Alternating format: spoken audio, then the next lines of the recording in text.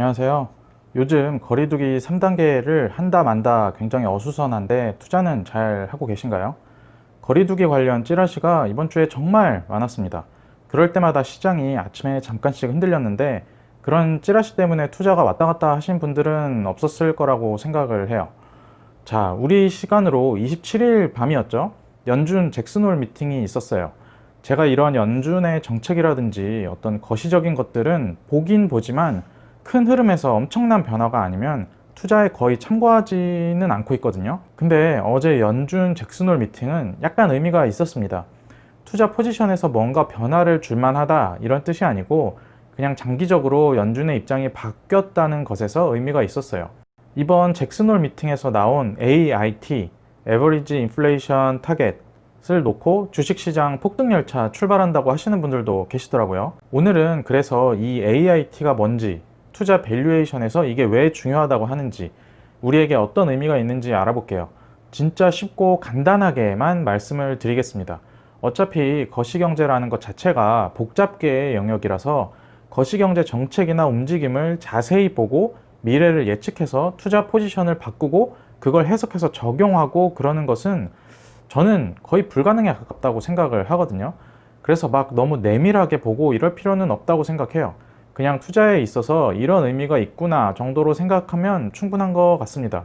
자, 일단 AIT 이야기를 해볼게요. 요즘 AIT라는 말이 정말 많이 등장해요. 한글로 하면 평균 물가 목표제입니다. 말 그대로예요. 원래 전통적으로 연준의 주요 역할 가운데 하나가 인플레이션과 싸우는 것이었습니다. 그래서 인플레이션을 억제하고 그를 위해 정책을 쓰는 것이었죠. 그런데 다들 아시다시피 지금 연준이 돈을 뿌리다시피 하고 있는데 인플레가 일어나지 않고 있잖아요. 그리고 실물 경제도 좋지 않은데 이런 상황에서 21년도에 들어가서 20년 팬데믹, 그러니까 올해죠. 팬데믹에 따른 기저효과로 인플레이션이 튀어버리면 연준이 금리를 올리지 않을까 하는 우려가 있었어요. 우려라고는 하지만 실제 그걸 걱정했다기보다는 그런 요인이 있으니 연준이 인플레이션 관리를 평균치로 쳐서 하지 않을까 하는 기대가 최근에 있었죠. 그리고 그 기대에 맞게 연준이 이번에 물가 관리를 평균 쳐서 하겠다고 발표를 한 것입니다. 그게 AIT예요. 더 쉽게 말하면 일정 기간 인플레이션이 목표 수준인 2%를 상회해도 그 전 기간 동안 물가 상승률 목표치에 미달했던 기간을 고려해서, 그러니까 평균 낸다는 것이죠. 이렇게 평균을 내서 그 수치와 목표를 비교하겠다는 뜻이에요.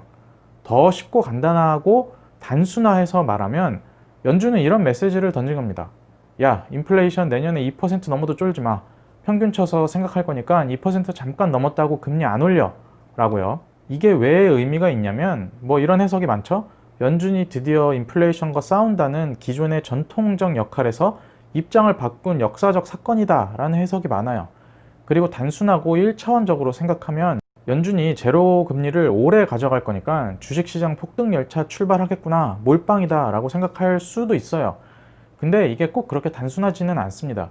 AIT 한다고 하고 바로 장기 국채 금리가 급등했거든요. 이거는 뒤에 좀 쉽게 설명을 드릴게요. 자, AIT 하면 제로금리를 유지하겠다고 한 것이고, 제로금리면 유동성 폭증 계속된다는 것이고, 그러면 주식 급등열차 출발인데 왜 이게 단순하지 않은 문제라고 했을까요? 이유는 제 생각에 두 가지 정도로 생각해 볼 수 있습니다. 먼저 첫 번째로 디플레이션 압력 때문이에요. 연준이 인플레이션 목표치를 넘어가도 상관 안 할 테니까 쫄지 마 라고 한 것은 반대로 말하면 인플레이션 목표가 문제가 아니고 지금 물가가 내려갈까봐 압박감을 느끼고 있다는 뜻이거든요. 이런 해석은 많이 들어보셨죠? 실물 경제가 안 올라올까봐 걱정한다는 의미가 돼요. 실제로 증권사 리포트들 보시면 지난 20년간 미국의 인플레이션은 평균 1.8% 정도 됐다고 합니다. 더군다나 지금 실물 경제가 피박살이 나 있는데 물가가 일정 수준 이상 치고 올라가는 것을 걱정하기보다는 실물 경제 디플레이션이 먼저 걱정되는 상황이에요. 지금 전 세계적으로 주식이든 부동산이든 자산 가격만 치고 올라가고 있는 상황에서 실물 경제가 죽는다는 것은 상식적으로 양극화를 뜻하고 대중의 구매력 감소를 뜻하는데, 이렇게 되면 실물 경제, 우리가 실제 살아가는 실물 경제 환경이 더 악화된다는 것은 물론이고 장기적으로 자산 시장에도 좋지 않겠죠. 특히나 대중의 구매력이나 경기 사이클과 밀접하게 연관이 있는 자산들 쪽에서 좋지 못하겠죠. 그래서 지금 이런 압박 상황이기 때문에 당장 인플레이션이 튄다고 유동성을 조이거나 금리를 높여버리지 않겠다고 하는 것이고요. 그렇기 때문에 이게 그냥 마냥 주식시장 위아더 월드가 아니라는 뜻입니다. 그리고 방금 제가 말씀드린 첫 번째는 뭐 누구나 상식적으로 인식하는 것이었으니 그냥 그러려니 하는데 지금부터 말씀드리는 두 번째가 좀 민감한 사항이에요. 자, 통상적으로 저금리 상황에서는 성장주의 시대고 고금리 상황에서는 가치주의 시대라고 많이들 하잖아요. 저는 성장주, 가치주의 구분이 의미가 없다고 생각은 하는데 굳이 가치주, 성장주를 나누고 그런 분류가 어느 시대의 성과가 좋았는지 보면 저금리 상황에서는 성장주가 성과가 좋았어요. 제가 예전 영상들에서 금리가 모든 자산의 벤치마크 역할을 한다고 했잖아요. 그래서 퍼의 역수와 리스크 프리미엄을 고려해서 상대적인 매력도를 이론적으로 본다고 이야기 드렸는데요. 이거 이해 가시죠? 기억하시죠? 이것까지 이야기하면 너무 기니까 이 이야기는 나중에 뭐 가입자 영상 같은 걸로 따로 짧게 빼서 이야기를 할게요. 아무튼간 금리가 낮으면 성장주든 가치주든 매력도는 같이 올라가거든요. 근데 왜 굳이 저금리 상황에서 성장주 성과가 좋았냐면 성장주의 특징 때문입니다. 기업이나 산업이 성숙하기 전 본격 확장을 할 때 기업의 성장이 빠르게 나타나죠. 2차전지 산업만 봐도 산업의 파이가 커지면서 관련 기업들도 굉장히 빠르게 확장하잖아요. 이런 기업들은 성장 초기나 성장 전성기 때 가장 중요한 것이 자금 조달입니다. 내 캐파보다 더 큰 요구가 시장에서 계속 들어오기 때문에 지속적으로 캐파를 이에 맞게 확장시켜야 하는데 이런 캐파 확장에는 돈이 반드시 들어가거든요. 최근에 반도체 소재, 2차전지 관련 기업들 사례를 떠올려 보시면 잘 이해가 가실 거예요. 그럼 돈이 든다는 말은 곧 조달 비용이 있다는 말이 됩니다. 그래서 일부 플랫폼 기업이나 투자를 수월하게 통 크게 받은 소수 기업을 제외하고는 급성장기에 부채가 조금 있는 편이에요. 재무제표를 보시면. 특히 어쨌든 제조시설이나 공장을 보유해야 하는 기업들은 그런 성향이 더욱 강하고요.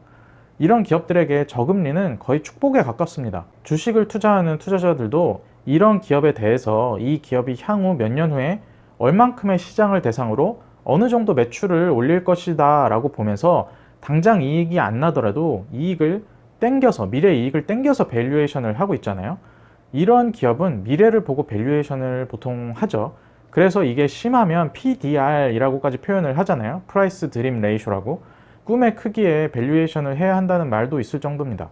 근데 만약에 연준이 금리를 올려서 유동성을 쪼인다고 해볼게요. 그러면 얘네들이 조달한, 그리고 앞으로 조달해야 하는 돈의 비용이 확 올라가 버려요. 그렇게 되면 현재 이익은 안 나지만 미래 이익을 끌어와서 밸류에이션을 정당화하고 있는 기업 입장에서는 엄청난 타격이 생겨요. 앞서 말했다시피 이런 기업들은 이미 부채가 많고 앞으로도 일정 수준 부채가 상당히 필요한데, 혹은 앞으로 돈을 많이 끌어와야 하는데 이에 대한 비용이 급증하는 것입니다. 그 금리가 오르고 유동성이 쪼여질수록요. 그러면 이미 부채가 많은 기업은 이자 비용이 늘어나면서 당장 수익도 더 악화되겠고 향후에 끌어올 미래 이익도 부채 비용으로 인해서 하향될 수밖에 없겠죠.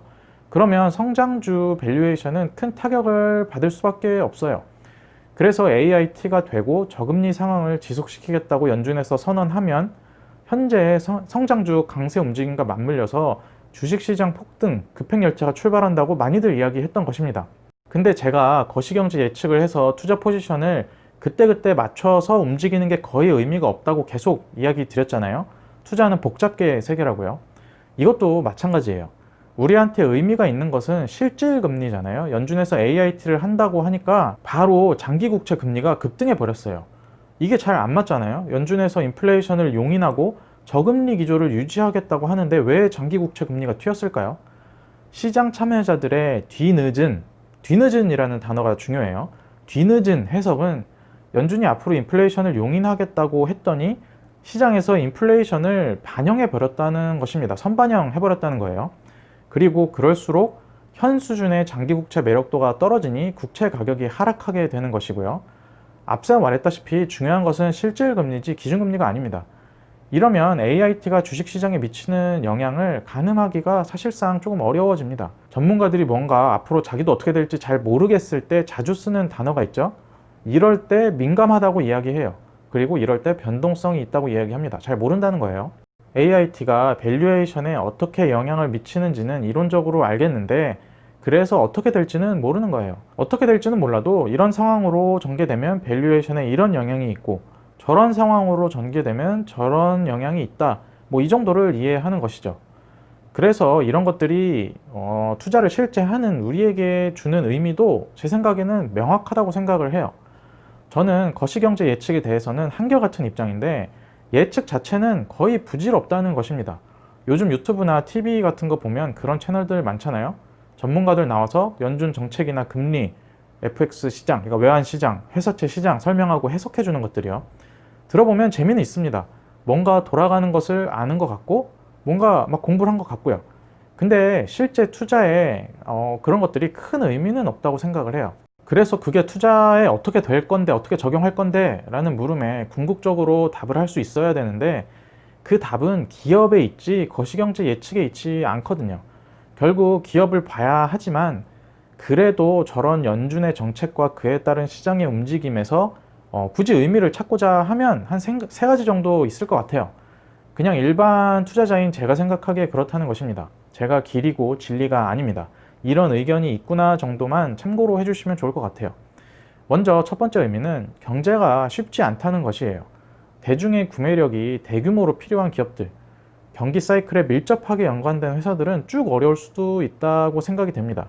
우리나라는 이런 회사들이 이미 어렵잖아요. 그런 회사들도 개별적으로 접근해서 경쟁력을 봐야 하겠지만 그냥 가격 많이 빠졌고 지금 시장에서 아직 안 올랐다고 맹목적으로 들어가면 낭패를 볼 수도 있습니다. 이런 섹터는 하이퍼스케일 제조업과도 연관이 조금 되는데 그쪽은 중국 같은 후발주자랑도 경쟁을 해야 하는 상황이라 그냥 가격만 보고 주가가 많이 빠졌다는 것만 보고 쉽게 접근하기는 어렵습니다. 두 번째는 상승에 취해서 너무 미래를 많이 땡겨오는 것을 좀 경계해야 되지 않나 하는 생각이에요. 오를 때는 신나죠. 미래도 보장된 것 같고 근데 상황은 순식간에 바뀔 수 있어요. 그리고 제가 생각하는 주식시장 불변의 진리는 현재 가격에서 리스크보다 기회가 압도적으로 많을 때 매수를 해야 확률적으로 유리하다는 것이거든요. 상승장이 신나지만 이런 상황을 항상 염두에 두고 체크를 해야 하지 않을까 싶습니다. 그리고 마지막으로 연준의 정책이나 거시경제 변수와 움직임을 매번 내밀하게 해석하고 기억할 필요는 없지만 필요도 없을 뿐더러 저는 투자에 방해가 된다고 생각을 하는데요. 단 하나의 예외가 금리라고 생각을 해요. 금리 움직임은 정말 중요합니다. 또 말씀드리지만 금리가 모든 자산의 벤치마크거든요. 기준금리도 중요하지만 실질금리가 정말 중요해요. 그래서 매일매일 채권 시장을 들여다보면서 일희일비할 필요는 없겠지만 내가 투자하고 있는 기업이 조달 비용이 중요한 기업이고 부채가 많고 앞으로 부채도 많이 써야 된다면 중장기적인 금리 움직임과 기업의 그 이자 비용 감당 능력 같은 것을 같이 고려하면서 볼 필요가 있어요. 왜냐하면 손익에 직결되기 때문에 그래요. 그리고 주식시장 전반의 그 매력도 자체도 금리에 의해서 결정이 되기 때문에 그렇습니다. 자, 이렇게 오늘 제가 그 연준의 중요한 발표가 있었고 그에 대해서 한번 같이 생각을 나눠봤는데요. 우리 그 투자자, 기업을 보는 투자자 입장에서는 항상 같은 스탠스를 갖고 가면 된다고 생각을 합니다. 항상 중심에는 기업이 있고 이런 주변 환경의 변화들은 참고 삼아 들으면서 내 기업과 뭐 투자 환경에 영향을 미칠 수 있는 아주 중요한 것들 위주로만 조금 참고를 하면 되지 않을까라고 생각을 합니다. 네, 오늘 들어주셔서 감사하고요. 지금 되게 밖이 뒤숭숭한 상황이죠. 거리두기 잘 지키면서 안전한 주말 보내시고 그러셨으면 좋겠습니다. 네, 들어주셔서 감사합니다.